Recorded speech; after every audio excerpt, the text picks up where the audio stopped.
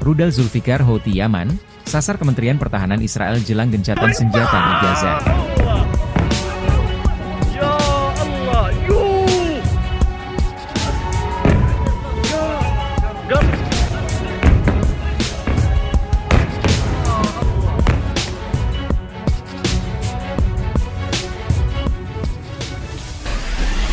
Juru bicara Angkatan Bersenjata Yaman, YAF, yang terafiliasi kelompok Houthi Yaman, Yahya Saree, mengumumkan pelaksanaan operasi militer yang menargetkan Kementerian Pertahanan Israel di kota Jaffa yang diduduki, RNTV melaporkan.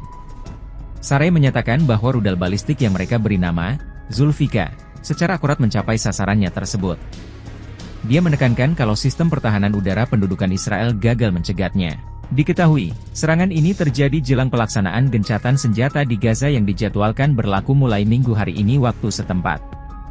Menjelang pelaksanaan gencatan senjata itu, Israel dilaporkan melancarkan bombardemen besar-besaran ke sejumlah titik di jalur Gaza yang mereka klaim sebagai lokasi petempur Hamas. Serangan Houthi ini disebutkan sebagai pengingat kalau kelompok Yaman tersebut akan terus mengancam keamanan Israel selama negara pendudukan itu melakukan pengeboman di Gaza.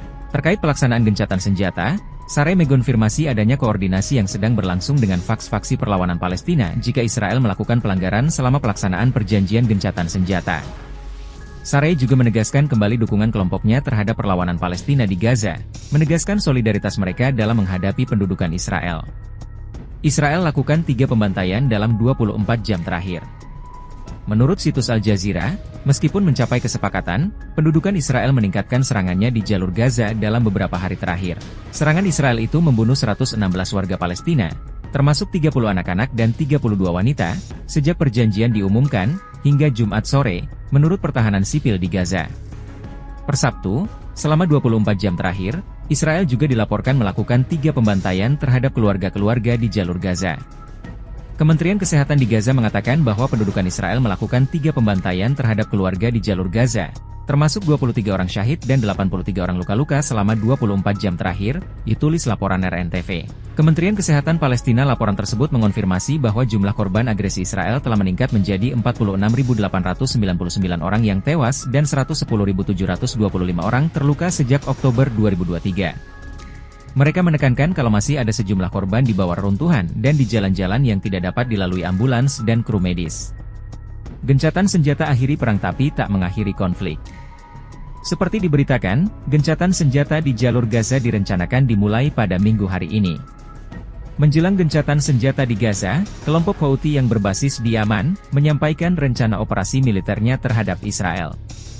Mohammed Al-Buhaiti, anggota Biro Politik Houthi, mengatakan perjanjian gencatan senjata antara Israel dan Hamas mengakhiri perang tetapi tidak mengakhiri konflik. Sejak November 2023, Houthi telah memprotes perang Israel di Gaza dengan meluncurkan serangan rudal dan pesawat tak berawak ke Tel Aviv. Houthi juga menargetkan kapal-kapal yang berlayar di Laut Merah dan Teluk Aden. Peran Yaman dalam mendukung Gaza efektif dan menentukan karena ia telah mencekik musuh dan sekutunya serta merugikan mereka banyak hal. Jadi kami perkirakan permusuhan terhadapnya akan terus berlanjut dengan cara yang berbeda, kata Mohammed Al-Buhaiti, dilansir Al Jazeera. Kami menegaskan bahwa operasi militer kami akan berhenti ketika agresi berhenti, dan bahwa kebebasan navigasi adalah hak umum bagi semua negara dan bukan hak selektif bagi siapapun, ditambahnya.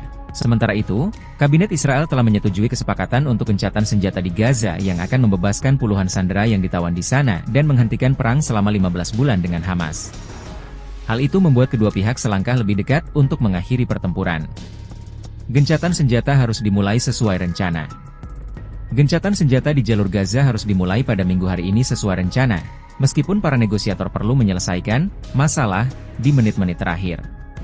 Hal ini sebagaimana disampaikan oleh Menteri Luar Negeri Amerika Serikat, AS, Antony Blinken. Tidak mengherankan bahwa dalam proses dan negosiasi yang sangat menantang dan menegangkan ini, Anda mungkin mendapatkan jalan keluar yang longgar, kata Antony Blinken dalam konferensi pers di Washington, dikutip dari Arab News. Kami sedang menyelesaikan jalan keluar yang longgar itu saat kita berbicara, sambungnya. Seorang pejabat AS, yang berbicara dengan syarat anonim, mengatakan para pihak membuat kemajuan yang baik dalam menyelesaikan hambatan-hambatan di menit-menit terakhir. Saya pikir kita akan baik-baik saja, kata pejabat itu kepada Reuters. Sebelumnya pejabat itu mengatakan, satu-satunya perselisihan yang tersisa adalah mengenai identitas beberapa tahanan yang ingin dibebaskan Hamas. Utusan Presiden Joe Biden dan Presiden terpilih Donald Trump berada di Doha dengan mediator Mesir dan Qatar yang bekerja untuk menyelesaikannya, kata pejabat itu.